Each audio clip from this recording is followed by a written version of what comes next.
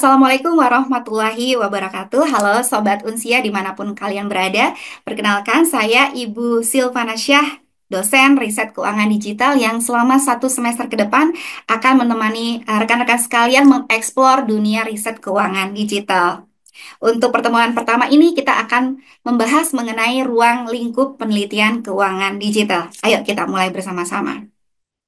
Nah, apa sih yang disebut dengan riset keuangan atau penelitian keuangan? Nah, penelitian keuangan itu merupakan suatu proses ilmiah untuk memahami, menganalisis, dan juga memecahkan masalah-masalah yang terkait dengan manajemen keuangan. Nah, fokus pada riset-riset keuangan itu biasanya dalam pengambilan keputusan mengenai konteks-konteks bisnis, perbankan, investasi, dan juga keuangan digital. Konsep dasar penelitian menurut para ahli itu menyebutkan bahwasanya penelitian itu sebagai suatu proses sistematis untuk menciptakan suatu pengetahuan baru melalui pengumpulan data dan juga analisis fakta. Artinya, penelitian itu merupakan cara kita untuk menemukan solusi atas berbagai masalah yang dihadapi. Nah, bicara mengenai ilmu, ya, bicara mengenai ilmu, ada dua konsep ya, ada ilmu dan juga pengetahuan. Kalau ilmu, ilmu itu adalah pengetahuan. Namun, tidak semua pengetahuan itu disebut dengan ilmu. Nah, apa yang disebut dengan pengetahuan? Biasanya segala sesuatu ya yang sifatnya itu tanpa dilakukan penalaran pikiran yang logis, kemudian tanpa pengujian-pengujian dengan data empiris. Nah, misalnya seperti coba-coba gitu, cara coba-coba gitu kan. Trial errornya cuma sedikit gitu, 1 kali, misalnya coba-coba 1 kali. Kemudian dengan intuisi, feeling aja gitu, atau dengan akal sehat gitu ya, seperti itu gitu kan. Nah, ini yang disebut dengan metode non ilmiah. Nah, sedangkan ilmu ya, ilmu itu didasarkan atas pemikiran yang logis dan juga sudah melalui pengujian yang empiris. Makanya disebut dengan metode ilmiah. Nah, ilmu atau yang didapatkan dengan metode ilmiah ini sudah dilakukan langkah-langkah yang sistematis, secara logis dan juga sudah teruji seperti itu. Berpikir dalam kaidah penelitian dalam riset keuangan itu ada 4. Yang pertama adalah berpikir analitis. Berpikir analitis itu artinya kita akan berpikir untuk menentukan solusi yang tepat dari suatu masalah. Kemudian yang kedua berpikir sintesis. Berpikir sintesis adalah membuat suatu sintesis dari suatu hasil yang rumit yang sehingga kita bisa mendapati suatu penghubung antar objeknya. Kemudian yang ketiga, berpikir secara deduktif. Deduktif itu berarti dia dari umum ke khusus, begitu. Jadi bentuknya piramida kebalik. Jadi dia dari umum ke khusus, begitu.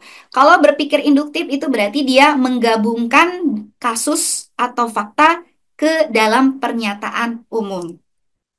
Ruang lingkup penelitian keuangan itu mencakup ada 7 ini ya. Yang pertama adalah manajemen keuangan, kemudian juga pasar modal, kemudian perbankan, kemudian juga keuangan syariah, itu pun juga jadi ruang lingkup dari penelitian keuangan.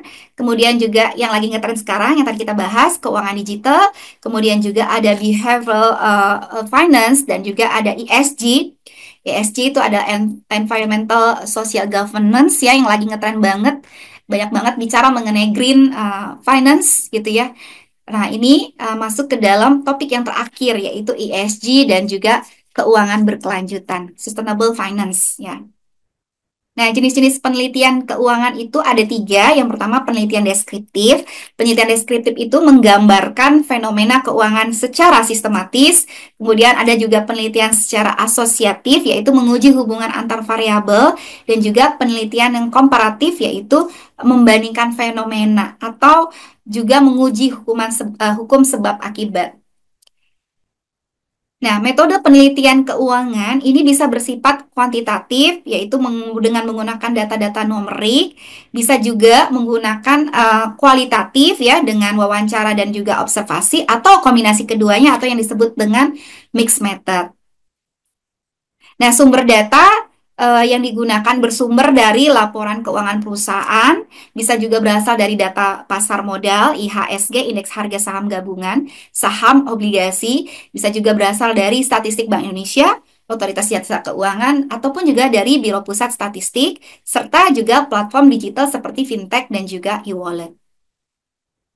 Nah, berikut adalah sumber-sumber referensi yang bisa kita ambil, yang kita bisa pakai ya untuk penelitian di riset keuangan. Jadi ada Perpustakaan Nasional ya, ResearchGate ya. Ya, ini pemerintah punya ya, kemudian ResearchGate, ini Scopus Elsevier nama perusahaannya, Sinta juga ya, Science and Technology Index ya, ini juga punya pemerintah. Kemudian juga ada DOAJ gitu, Directory of Open Access Journal ya. Kemudian juga ada Academia Edu. Kemudian juga ada Microsoft Academic, Google Scholar ya, dan juga GS Store. Nah, tantangan dari riset keuangan adalah eh, dari akses datanya, ya, validitas modelnya, dan juga cepatnya perubahan teknologi. Sedangkan peluangnya adalah dengan semakin didukungnya, semakin berkembangnya big data dan AI, ini adalah suatu peluang. Kemudian juga semakin berkembangnya fintech dan juga ekonomi digital, dan juga semakin banyaknya kolaborasi antara akademik dan juga industri.